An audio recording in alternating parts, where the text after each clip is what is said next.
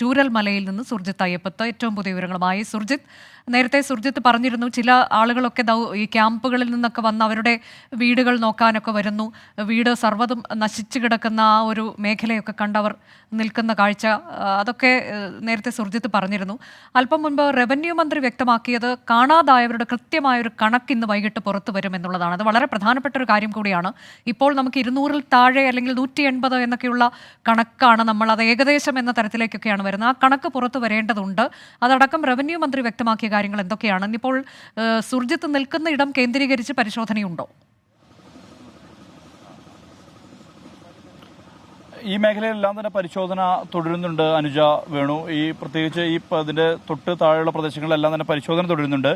Revenue മന്ത്രി പറഞ്ഞ കാര്യം ഇന്ന് തെരച്ചിൽ ഉടനടി അവസാനിപ്പിക്കില്ല എന്നുള്ള തരത്തിലുള്ള ഒരു നീക്കം തന്നെയാണ്. കാരണം തെരച്ചിൽ ഇന്നും ഹെലികോപ്റ്റർ മാർഗമടക്കമുള്ള തെരച്ചിൽ ഇന്നും നടക്കുന്നുണ്ട്. ഇതിന്റെ കൃത്യമായൊരു കണക്ക്, ഈ കാണാതായ ആളുകളുടെ കൃത്യമായൊരു കണക്കുണ്ടാക്കും എന്നുള്ള ഉൾപ്പെടെയുള്ള കാര്യങ്ങൾ പറഞ്ഞിട്ടുണ്ട്. ആളുകൾ കുറെ പേർ ക്യാമ്പിൽ നിന്ന് തങ്ങൾ ഉണ്ടായിരുന്ന സ്ഥലം, വീട് ഉൾപ്പെടെ കാണാൻ വേണ്ടി ഇവിടേക്ക് എത്തുന്നുണ്ട്. ചില കലാകാരന്മാർ, ഫ്ലവേഴ്സിലെ കലാകാരന്മാർ, സാജു നവോദയ ഉൾപ്പെടെയുള്ള പാഷാണം ഷാജി എന്നറിയപ്പെടുന്ന അദ്ദേഹം ഉൾപ്പെടെയുള്ളവർ ഇവിടേക്ക് എത്തിയിട്ടുണ്ട്. ഇതൊക്കെ ഫ്ലവേഴ്സുമായി ബന്ധപ്പെട്ട കലാകാരന്മാരാണ്. അവർ ഇവിടെ സഹായഹസ്തവുമായി ഇവിടേക്ക്, ഈ നാട്ടിലേക്ക് എത്തിയിട്ടുള്ളതാണ്. നമുക്ക് അവരിലേക്ക് ഒന്ന് പോയി വരാം. ഇവിടെ വന്ന് മുകളിലൊക്കെ പോയി എന്താണ് കണ്ടത്, എങ്ങനെയാണ് ഇവിടുത്തെ ഒരു അവസ്ഥ? ഒരിക്കലും നമ്മൾ കാണാൻ ആഗ്രഹിക്കുന്ന ഒരു കാര്യം നമ്മൾ കണ്ടതാണ്. നമുക്കൊരിക്കലും താല്പര്യമില്ലാത്തൊരാൾ നമ്മൾ പത്രത്തിലൂടെ മാധ്യമത്തിലൂടെ കണ്ടത് ഈ വിഷയത്തിൻ്റെ ഗൗരവം നമുക്ക് മനസ്സിലായില്ല. ഇവിടെ നേരിട്ട് വന്ന് കണ്ടു കഴിഞ്ഞപ്പോഴാണ് ഇതെന്താ ഇവിടെ സംഭവിച്ചത്, ഇവിടുത്തെ എത്രമാത്രം പ്രശ്നമാണ്, ഭീകരമായിട്ടുള്ള പ്രശ്നമെന്ന് മനസ്സിലായത്. വളരെ വിഷമം. കയ്യിലൊക്കെ എന്താണ് ഒരു പൊതുസ്ഥിതി? അവിടെ അങ്ങനെ ഒരു സ്ഥലമേ ഇല്ല. അവിടെ ചെന്ന് കണ്ടിട്ട് ഓരോ സ്ഥലത്ത് ചെല്ലും, കുറച്ച് ഏരിയ മാത്രമേ ഞങ്ങൾ പോയുള്ളെങ്കിലും നമുക്കത് കണ്ടു നിൽക്കാൻ പറ്റില്ല. ഇതിനെക്കുറിച്ച് എന്ത് പറയണം, ഏത് പറയണം ഒന്നും അറിയില്ല. അവിടെ ചെന്നപ്പോഴാണെങ്കിലും നമ്മൾ മാധ്യമ പ്രവർത്തകരാണെങ്കിലും അത് തന്നെ പോലീസാണെങ്കിലും മിലിറ്ററി ക്യാമ്പിൽ നിന്നാണെങ്കിലും എല്ലാവരും ഭയങ്കരമായിട്ട് ഹാർഡ് വർക്ക് ചെയ്യുന്നുണ്ട്. അതുപോലെ തന്നെ ഓരോ സംഘടനകളുടെ പ്രവർത്തകർ പ്രത്യേകം ബാച്ച് തിരിഞ്ഞിട്ട് ഭയങ്കരമായിട്ട് വർക്ക് ചെയ്യുന്നുണ്ട്. അവരോടൊക്കെ ഭയങ്കര സന്തോഷം. അത് കാണുമ്പോൾ ഭയങ്കര ഒരു അഭിമാനമുണ്ട്. തീർച്ചയായിട്ടും ഇവിടെ ഈ ഒരു അവസ്ഥയിൽ നിന്ന് ഇവർ പഴയ ഒരു അവസ്ഥയിലേക്ക് എത്രയും പെട്ടെന്ന് വരണം. കാരണം അതിന് നമ്മളെല്ലാവരും കൂടി ചേർന്ന് ഒരുമിച്ച് അവരുടെ കൂടെ നിന്ന ഉറപ്പായിട്ടും അധികം വൈകാതെ അവർക്കെല്ലാവർക്കും അവരുടെ പഴയൊരു ജീവിതത്തിലേക്ക് വരാം. നഷ്ടങ്ങൾ തന്നെയാണ്. അവരുടെ കൂടെ സഹോദരങ്ങൾ, കൂടപ്പിറപ്പുകളെല്ലാം പോയതൊക്കെ അവരുടെ വിഷമങ്ങൾ തന്നെയാണ്. പക്ഷേ നമ്മൾ അതിൽ നിന്ന് എല്ലാം നമ്മളായിട്ട് കൊണ്ടുവന്ന് ഒരു പുതിയ ജീവിതത്തിലേക്ക് നല്ല രീതിയിൽ ആക്കി കൊടുക്കണം എത്രയും പെട്ടെന്ന്. സംഘടന എന്നുള്ള നിലയ്ക്കാണോ വന്നിട്ടുള്ളത്? അല്ലല്ല, കൂട്ടായ്മ എന്ന നിലയ്ക്ക് തന്നെ. അതായത് നമ്മൾ കഴിഞ്ഞ ദിവസമാണ് എത്തിയത്. ഏകദേശം ഒരു 10-12 ലക്ഷം രൂപയുടെ സാധനങ്ങളുമായിട്ടാണ് ഞങ്ങളിവിടെ എത്തിയത്.